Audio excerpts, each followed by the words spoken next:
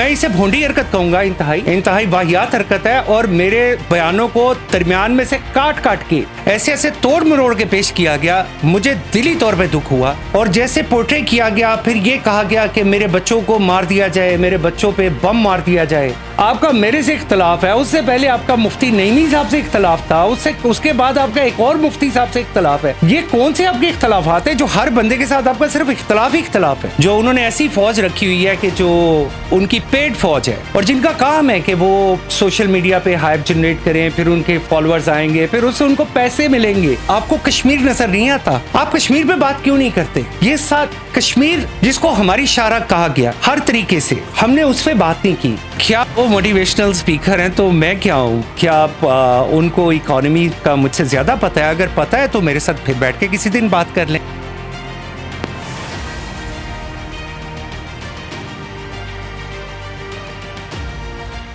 अस्सलाम नाज़रीन, आप देख रहे हैं इनकलाब ज़माना। मैं हूँ आपकी होस्ट अफजल मलिक। आजकल एक सोशल मीडिया पे बहुत ज़्यादा एक जो इशू है बहुत ज़्यादा हाईलाइट किया जा रहा है, जो कि साहिल अदीम साहब का, जो कि एक निजी शो में एक आमिर अली साहब जो कि उनके साथ एक बहस हुई इसराइल को लेके और उनको ऐसे पोर्ट्रेट किया गया कि वो इसराइल के हक़ में बात करें। वाक़या असल में है क्या? मेरे साथ अभी मौजूद हैं जो कि इस स्टोरी के मेन किरदार हैं, आमिर साहब। उनसे जानते हैं असल वाक़या है क्या था। आमिर साहब जी, थैंक यू हिफ्सा। आपने मुझे, ये मेरा पहला इंटरव्यू है पर आफ्टर दैट इंसिडेंट के मैंने I try to keep myself away from this all social media. वाक़या कुछ भी नहीं था जी। देखिए, जब किसी से मुखालफत बर्दाश्त नहीं होती, जब किसी की बर्दाश्त की लिमिट हो जाती है तो वो आप पे अक्सर इल्ज़ामात लगाता है। और वो इल्ज़ामात ऐसे ही होते हैं कि ये मुसलमान नहीं है, ये मुहिब वतन नहीं है, ये फ़लाँ नहीं है, ये फ़लाँ नहीं है। मैंने उनसे तब भी कहा था कि मैं कहा सर, मुझे अपना सर्टिफिकेट लेने के लिए आपके पास आने की ज़रूरत नहीं है कि मैं मुसलमान हूँ या नहीं हूँ। सबसे पहले मैं अपने तमाम नाज़रीन जो इनकलाब ज़माना के प्लेटफॉर्म पे मुझे ज्वाइन कर रहे हैं, तो मेरी साहिल अदीम साहब के साथ ये फर्स्ट इंटरेक्शन थी। और मैं चूँकि ज़्यादा इकोनॉमी पे बात करता हूँ और इन चीज़ों पे बात करता हूँ, सोशल वैल्यूज़ पे बात करता हूँ, मैं तमाम अपने नाज़रीन को बताना चाहता हूँ कि मेरा चैनल 5 पे एक प्रोग्राम था जिसको मैं खुद होस्ट कर रहा था और ये दिसंबर 2023 में ऑन एयर हुआ था, जिसमें मैंने 6 मिनट्स नॉन स्टॉप इसराइल के ख़िलाफ़ बात की और प्रो फ़लस्तीन बात की, और जिसमें मैंने बड़ी तफसील से बताया कि फ़लस्तीन का इशू कितना पुराना है, ये कहाँ से चला, कैसे जब स्पेन से यहूदियों को निकाला गया, यूरोप से यहूदियों को निकाला गया, फिर इनको बायज़ीद यल्दरम ने अपने पास पनाह दी, और कैसे होते होते ये अप टू 1917 जब यहूदियों ने ये कहा अब्दुल हमीद सानी को कि हम चाहते हैं कि यहाँ पे तुम सिर्फ परमिशन दे दो कि यहाँ पे इसराइली अपना, यहूदी अपना एक छोटा सा इलाका बना लें। तो उस पर अब्दुल रहमान सानी ने एक बड़ा खूबसूरत, और उनको ऑफ़र की गई कि तुम्हारी खिलाफत बहाल रहेगी और तुम्हारे जितने फॉरेन डेब्ट्स हैं we will pay it back, का आप को हम फाइनेंशियली दोबारा खड़ा कर देंगे। तो अब्दुल रहमान सानी ने कहा था कि ऑन माई ग्रेव, कि मेरी कब्र पे। एक्चुअल स्टोरी ये है। अब मुझे ये बताइए कि ये प्रोग्राम तो मेरा 2023 में आया था और वो भी मेन स्ट्रीम मीडिया पे। तो उस वक्त मैं प्रो इसराइल बात कर रहा था या एंटी इसराइल बात कर रहा था? हाँ, हमारे कुछ ऐसे साहिबान हैं जिनको ये नहीं समझ आती कि as per annual income word क्या होता है। तो मैंने जब उन्हें कहा कि पाकिस्तान प्रोग्राम में अपने कि Pakistan as per annual income सबसे ज़्यादा डोनेशन देती है एज पर परसेंटेज, आगे से मुझे जवाब मिला जी पाकिस्तान तो 72 नंबर पे आता है। मैंने कहा भाई मैं आपसे बात कर रहा हूँ एज पर एनुअल इनकम, कि हमारी एनुअल इनकम क्या है। अगर हमारी एनुअल इनकम $1600 है और हम एज अ कॉम $1600 में से 10% $160 इसके करीब करीब कुछ डोनेशन कर देते हैं, तो इसका मतलब ये है कि हम अपनी GDP as per capital income हम बहुत ज़्यादा डोनेशन देते हैं। अब इस बात पे मेरा एतराज़ उठाया गया कि नहीं जी पाकिस्तान तो 72 नंबर पे आता है। भाई मेरा सवाल तो सुन ले। मेरे सवाल को सियाको सबाक से हट के पेश किया गया और एक दफ़ा नहीं पेश किया गया। फिर मैंने उन्हें कहा, कहते जी कि पाकिस्तान ऑर्गेनिक फूड उगाए। अल्लाह के बंदो, ऑर्गेनिक फूड आप उगाएं, क्या आप दुनिया से कट के रह सकते हैं? हिफ्सा, आपसे मैं एक बात करता हूँ। आपके पास ऑप्शन है कि अगर आपके पास कोको कोला नहीं है तो आपके पास मास्टर कोला है, गुरमे कोला है, या कोई और कोला है। एक वक्त था मक्का कोला भी आई थी। हमारे पास ऑप्शन मौजूद है। हमारे पास अगर मैकडोनल्ड नहीं है तो हमारे पास पाकिस्तान की बहुत सारी चेन्स मौजूद है, जिससे आप वहाँ जाएं, वहाँ जाके खाना खाएं, ताकि वो रेवेन्यू पाकिस्तान में रहे। मैं बिल्कुल इसकी हमायत करूँगा और हमेशा की है। लेकिन क्वेश्चन ये है कि आप पूरी दुनिया से कट के नहीं रह सकते। मैंने जब उनसे एक बात कही थी कि आपकी ये जो चिप है, ये भी एक ऐसी कंपनी की है कि जो ज्यूस की कंपनी है। हमारे नबी करीम सल्लल्लाहु अलैहि वसल्लम ने ज्यूस के साथ तिजारत की थी। हज़रत अली से भी मंसूब है कि उन्होंने एक जू के एक बाग पे काम किया था या उसके साथ ऐसा पार्टनर किया था। बहरहाल मैं चूँकि आलिम नहीं हूँ और मैं इल्मी नौइयत की गुफ्तगू जो फरमा रहा था सर से कि वो उसका मज़हब से ताल्लुक़ नहीं था, उसका हमारे समाज से ताल्लुक़ था, उसका हमारी मुआशियात से ताल्लुक़ था। हम अपने आप को इस काबिल करें, क्यों नहीं करते? हम अपनी चीज़ों को खुद क्यों नहीं बनाते? मेरे उस पॉइंट को क्यों नहीं समझा जाता कि हम लोग आज भी टेक्नोलॉजी में इतने पीछे हैं। आप एक चीज़ के डिपेंडेंट है। कौन सी चीज़ है जिसके आप डिपेंडेंट नहीं है टेक्नोलॉजी वाइज? जब मैंने बिल्कुल तफसील से बताया कि ये कंपनी है जो आपकी कंट्रोल करती हैं जितनी भी चीज़ों को, उसमें Foxconn, Texas instrument, Taiwan semiconductor. अब मुझे आगे से कहा गया कि जी ये कंपनी जापानीज़ है। अल्लाह के बंदे, जापान माइक्रोचिप नहीं बनाता, जापान माइक्रोचिप का खुद डिपेंडेंट है। तो हमें ये सारी चीज़ें समझने की ज़रूरत है। मैं किसी सूरत में कभी भी किसी तरह भी मुसलमानों के ख़िलाफ़, मैं अल्हम्दुलिल्लाह मुसलमान हूँ, और जैसे पोर्ट्रे किया गया, फिर ये कहा गया कि मेरे बच्चों को मार दिया जाए, मेरे बच्चों पे बम मार दिया जाए, फिर मेरे कपड़ों पे इतराज़ किया गया।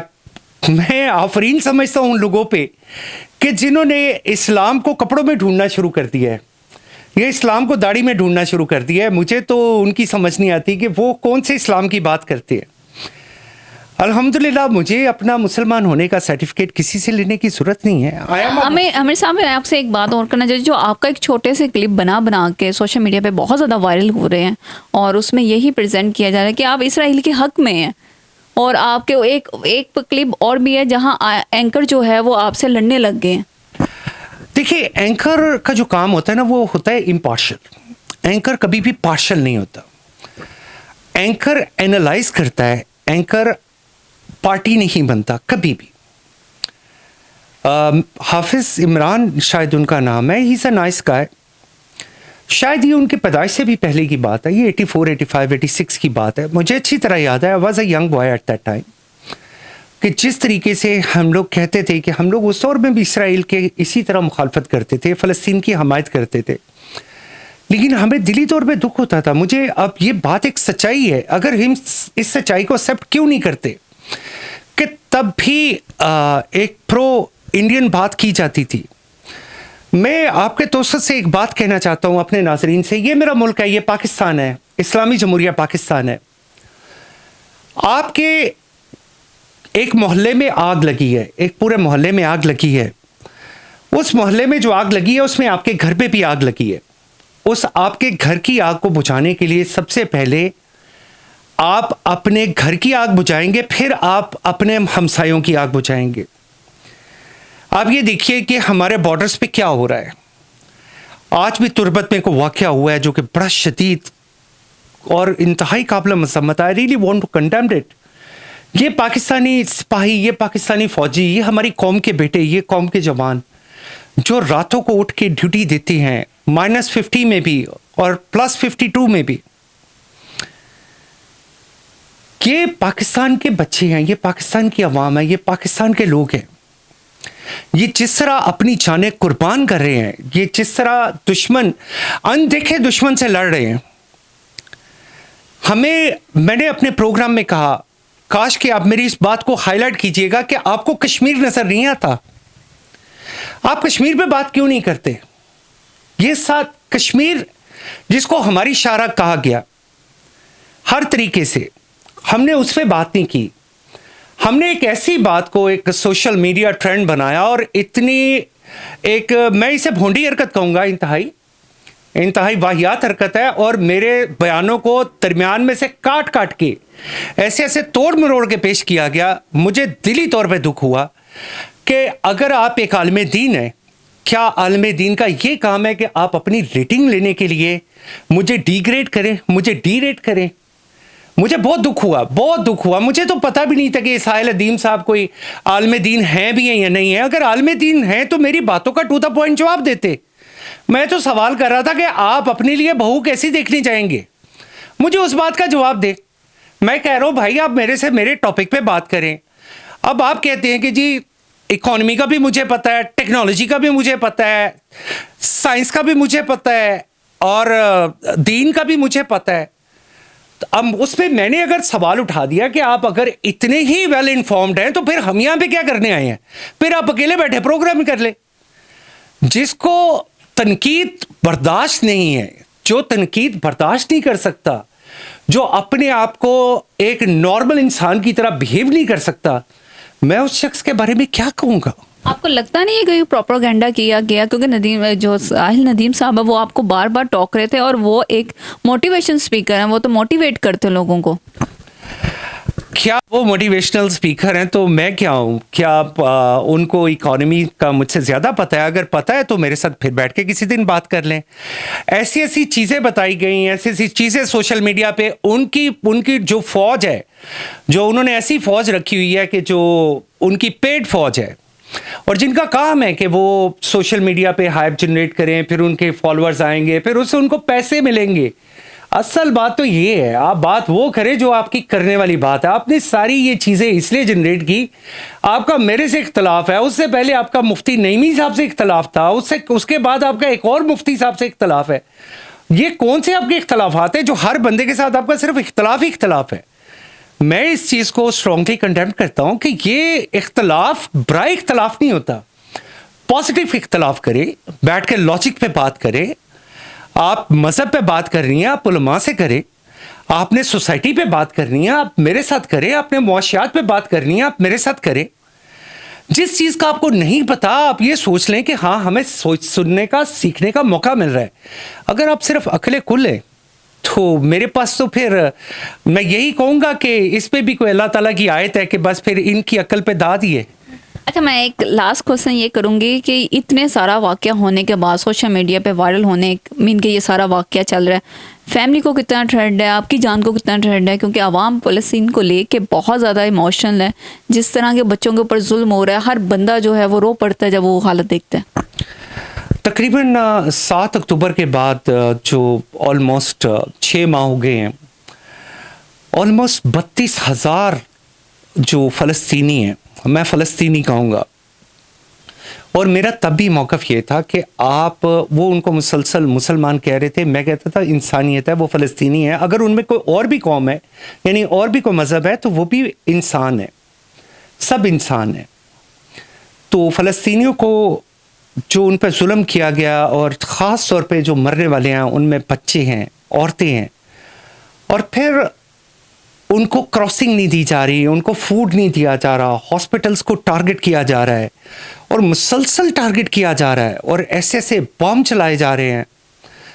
अल्लाह ताला माफ़ करे, इसराइल हमेशा एक नाजायज़ रियासत थी। मैं फिर वापस जाऊंगा अपने दिसंबर वाले प्रोग्राम में, शायद 23 दिसंबर का वो प्रोग्राम है अगर मुझे एग्जैक्टली याद होगा तो, और मेरे सोशल मीडिया पे वो प्रोग्राम मौजूद है। तमाम जो हमारे सोशल मीडिया के जो स्पाइज़ हैं, उन्हें अगर जो जर्नल्स हैं वहाँ के, अगर वो देखना चाहते हैं कि अगर सोशल मीडिया पे और मेन स्ट्रीम मीडिया पे सबसे ज़्यादा फ़लस्तीन के हक़ में लॉजिकल बात की थी, मैं दोबारा वर्ड यूज़ करूँगा लॉजिकल बात, तो वो आमिर अली ने की थी और मुझे उसका सर्टिफिकेट लेने की किसी से ज़रूरत नहीं है।